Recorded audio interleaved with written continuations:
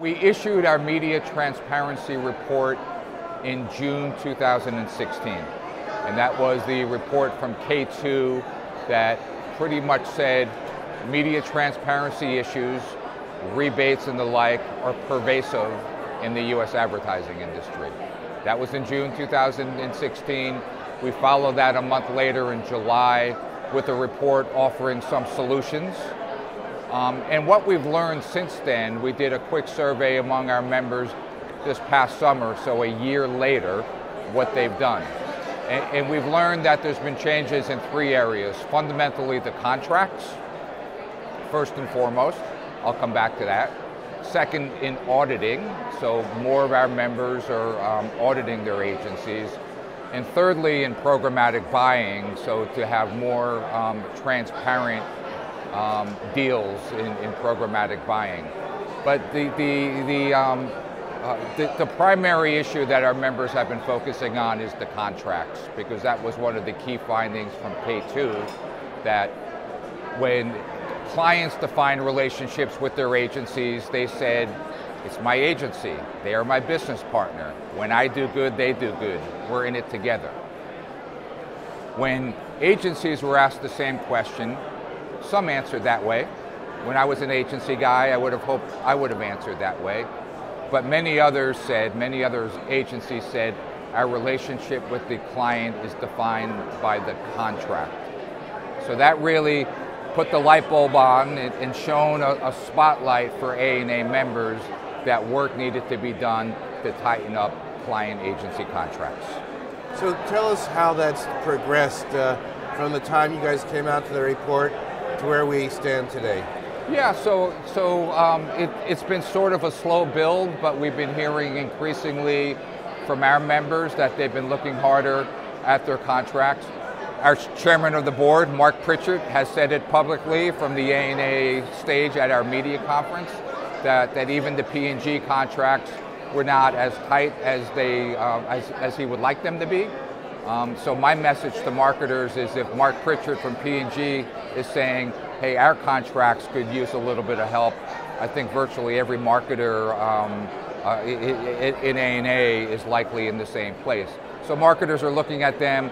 You know, certainly a great time to look at contracts is during media pitches. So if you're pitching a new agency, it's a good time, but it's a slow build, but increasingly it's happened. What we've learned is that among our members that have taken some action regarding the rebates, that 60% have taken action around agency contracts. And tell us about the production side of things. Sure, so again, our media news debuted in summer 2016. In summer in 2017, we issued a report on production transparency. A lot more money spent on media, which is why we looked at that first. But production still represents a significant budget expense among many of our members. So I'll give you, Andy, a couple of examples of what I mean by production transparency. So increasingly, agencies have units that do production work, post-production editorial work. It's a business opportunity with more content being produced than ever before by clients, and the need for costs to come down. It's a great business opportunity for agencies.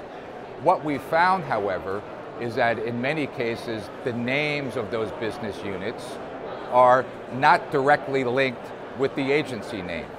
So unless the client really knows the production unit that may be doing some business for that client is part of the agency, but the client may not know that. So, you know, first and foremost, those relationships need to be disclosed. Equally troubling is the fact that there are cases where those internal production units are competing against external independent editors. So here there's an agency producer getting 3 bids. One is from the internal production company. The other 2 are from outside independent editorial companies. Who wins that bid? You know, we have been talking about awareness building among our members to make them aware that this is happening. And one of the best practices that we suggest is all those relationships need to be disclosed. And if there is a case where an internal agency unit is being considered, those bids cannot initially go through the agency producer. They need to go through either a third party cost consultant or directly to the client.